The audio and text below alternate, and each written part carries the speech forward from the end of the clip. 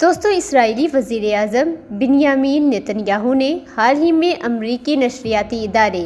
ABC news کو دیے گئے ایک انٹرویو میں ایک انتہائی متنازع بیان دیا ہے، جس میں انہوں نے واضح الفاظ میں کہا ہے کہ اگر ایران کے سپریم لیڈر آیت اللہ خمینی کو قتل کر دیا جائے تو اس سے خطے میں جنگ کا خاتمہ ممکن ہے۔ نتنیاہو کا یہ بھی کہنا تھا کہ ایران نے اسرائیل کو ایٹمی جنگ کے دہانے پر لا کھڑا کیا ہے اور آیت اللہ خمینی جیسے رہنما کو ختم کرنا ہی اصل جنگ کا حل ہے۔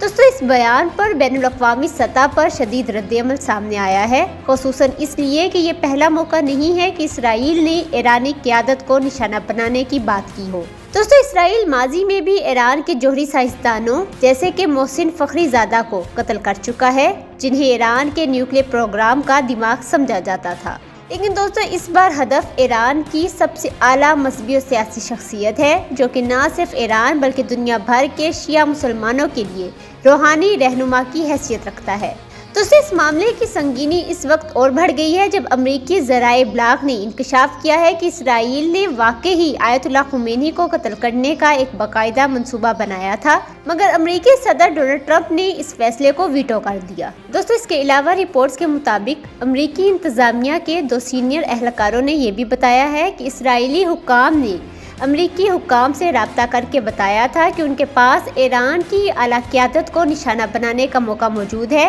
تاہم صدر ٹرمپ نے یہ منصوبہ مسترد کرتے ہوئے کہا ہے کہ جب تک ایرانیوں نے امریکیوں کو براہ راست نشانہ نہ بنایا، تب تک کسی بھی ریاستی یا سیاسی قیادت پر حملے کی اجازت نہیں دی جائے گی۔ اس کے علاوہ یہ بھی بتایا جا رہا ہے کہ اسرائیل کی اس درخواست کے وقت امریکہ اور ایران کے درمیان پس پردہ جوہری مذاکرات کی بحالی پر بات چیت جاری تھی، لیکن اسرائیلی اقدامات اور جارحانہ بیانات کے باعث یہ مذاکرات تعطیل کا شکار ہو گئے۔ بعد میں ٹرمپ انتظامیہ ایران کے ساتھ امن مذاکرات کے امکانات کو ختم کرنے کے حق میں نہیں تھی، اسی لیے انہوں نے اسرائیلی تجویز کو رد کیا۔ اس کے علاوہ ٹرمپ اور نتنیاہو کے درمیان براہ راست روابط کے باوجود امریکی صدر نے واضح پیغام دیا کہ امریکہ سفارتی عمل کو ترجیح دے گا۔ اس کے برعکس دوستو، نتنیاہو کا موقف بالکل مختلف ہے۔ ان کا کہنا ہے کہ ایران ہمیشہ سے اسرائیل کو تباہ کرنا چاہتا رہا ہے اور اب وقت آ گیا ہے کہ اس برائی کی قوت کا خاتمہ کیا جائے۔